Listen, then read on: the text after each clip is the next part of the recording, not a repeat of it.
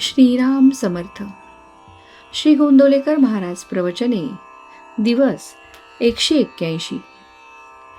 पुण्यतिथी कशी साजरी करावी? सत्पुरुषाची पुण्यतिथी कशी साजरी कराल? या दिवशी जो नेम कराल तो सतत टिकण्यासारखा असतो. म्हणून आजपासून नामाशिवाय बोलायचे नाही असे आधीच ठरवा.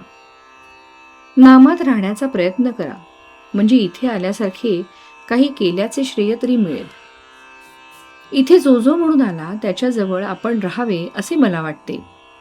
पण तुम्हीच दार लावून ठेवले तर मी काय करणार?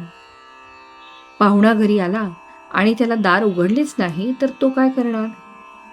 तसे विषयात राहून दारे बंद करून ठेवू नका. नामाचा उच्चार कंठी ठेवा, म्हणजे विषयाचा घाला होणार नाही. आता कली मातत चालला आहे, त्याचा घाला चुकवायचा असेल तर नामावर विश्वास ठेवा.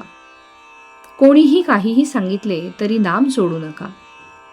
जसे पाण्याचा मोठा लोंढा चालू झाला की एखाद्या स्थिर झाडाला दोराने बांधून ठेवलेली वस्तू वाहून जात नाही, तसे तुम्ही नामाची कास घट्ट धरलीत म्हणजे काळ काही करू शकणार नाही.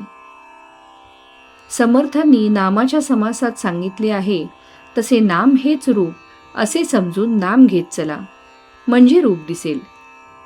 भगवंत हा आपल्या आतमध्ये प्रकट व्हायचा असल्यामुळे नामस्मरणाच्या योगाने तो हळूहळू प्रकट होत जाणे हेच खरे हिताचे आणि कायमचे असते.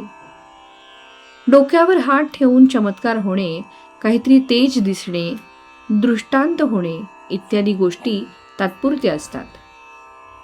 एखादा अशक्त हडकुळा मनुष्य लठ्ठ होण्यासाठी अंगाला सूज येऊ दे असे म्हणाला तर ते वेड्यासारखे होईल. याच्या उलट त्याने नीट औषध घेतले तर तो कदाचित लठ्ठ होणार नाही, पण त्याचे शरीर मात्र घट्ट होईल. तसेच परमार्थाच्या अनुभवाचे आहे, आणि हा अनुभव वाढीला लागावा याकरिताच पुण्यतिथी साजरी करावी.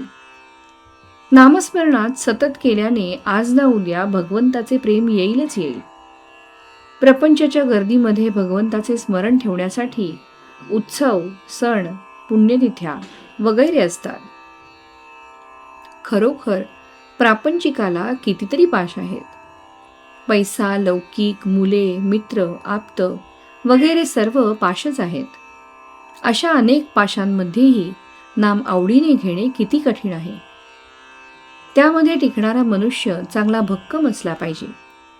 नामाच्या मागे भगवंताचे अस्तित्व आहे, म्हणून नामात सत्संगती आहे.